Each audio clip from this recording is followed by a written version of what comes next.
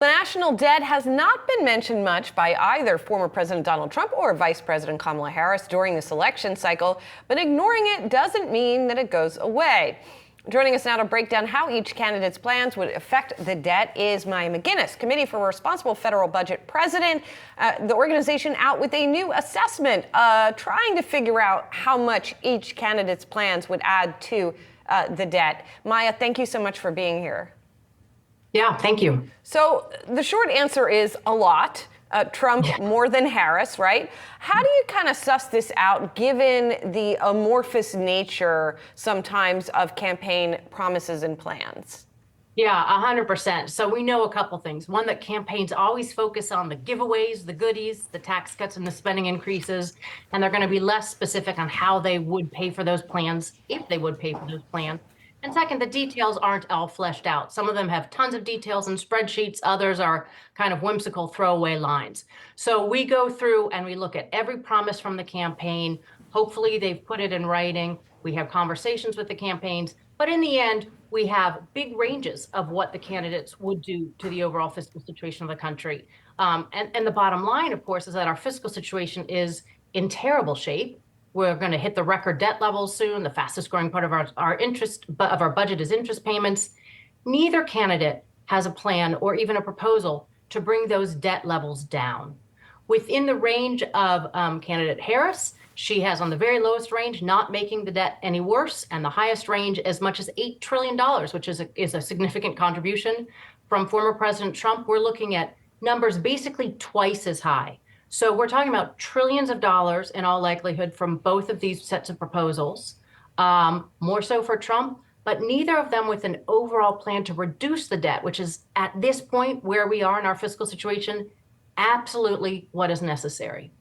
So Maya, what about entitlements specifically? What do we hear from Trump and Harris in terms of how they're going to shore up Medicare, Social Security?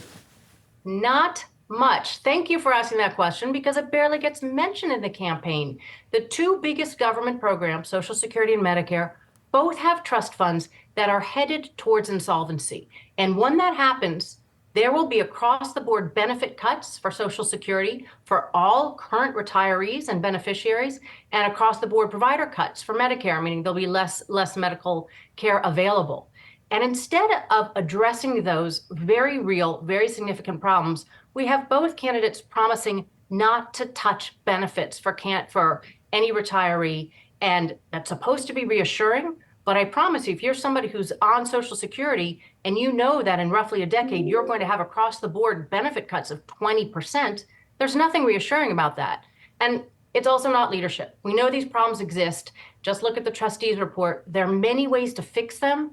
But we should have the people who want to be the leader of this country talking about how they would do so instead of kind of a pander race to out demagogue and out compete each other on scaring seniors and taking things off the table instead of putting out real proposals with some details of how to address these very important problems. Well, Maya, if history is any indication, they won't solve the problem until they have to, right? I mean, that's kind of how, not to be cynical, but that's kind of how Washington works with a lot of situations. So, I mean, could you argue that if we sort of acknowledge the reality of that and just say, okay, they'll deal with it when the cuts are on the threshold of happening? What would that look like?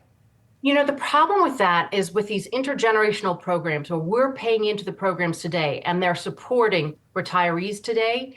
If you wait until the last minute, the solutions become significantly larger. So it used to be that a decade ago or so, you could lift the payroll tax cap, for instance, and that would have fixed Social Security. Today, it would only fix a fraction of the program. Secondly, a lot of these changes we would make, you want to phase in gradually. You want retirees to know what to expect. And we could say, okay, life expectancies are longer. We're going to raise the retirement age for younger people, and we're not even going to start it for 10 years.